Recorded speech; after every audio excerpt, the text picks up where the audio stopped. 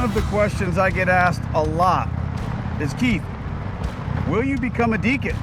I mean, it just makes sense. I mean, I was in ministry professionally before in churches. Now I'm Catholic. I'm married. I have kids. So I can't become a priest. But what about becoming a deacon?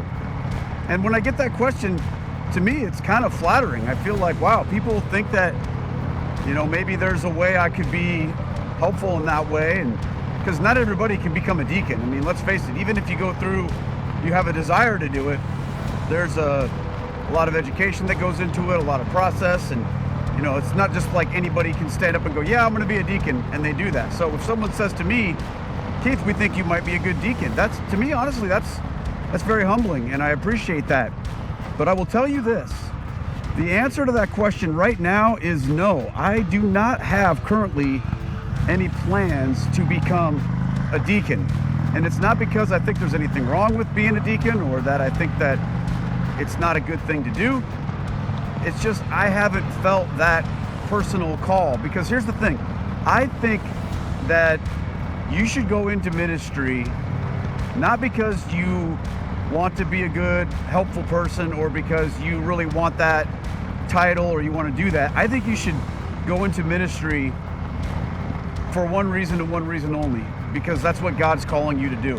Because I'll tell you this, I know a lot of people from my Protestant ministry days that went into ministry not because God called them, but because they had their own ideas about why they wanted to do that or why they thought that would be cool or because it would be a good job or something like that.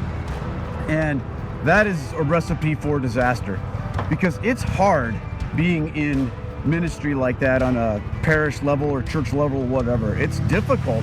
And if you're not doing that because you feel called to do it, bad things are going to happen. You're going to get burned out, or any number of things. You can get frustrated and you can wind up not serving people well. So to find out if you're being called, that's a whole nother conversation that we can have.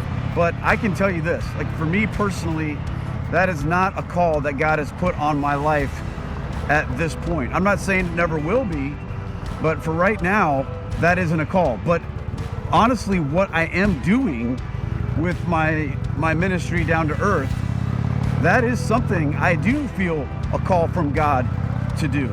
And praying the rosary every day on the Rosary Crew and having a podcast and making videos and talking to you guys, traveling around and speaking.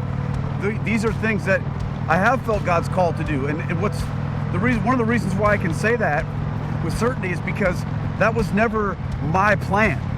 When I left Protestant ministry to become a Catholic, there was never that plan. I mean, oftentimes people think that it was. They go, oh, well, or they would tell me that it should be. They'd say, oh, well, you were a minister, now you're a Catholic, so you're going to be like, this guy or that guy who had a ministry. And to me, honestly, that was something that I really felt like I had to give up in order to become Catholic. It wasn't like I said, okay, I'll be Catholic, but how can I have a ministry or do this as a job? Because I don't look at it like that. I feel like we all have a ministry. Whether or not we do that for a job or not is another completely arbitrary consequence. We should have a ministry. And for me, for the first year of doing this, I had other jobs and I still will do other things here and there. But the call from God is what matters. And I will tell you this, I will become a deacon if and when that's what God calls me to do.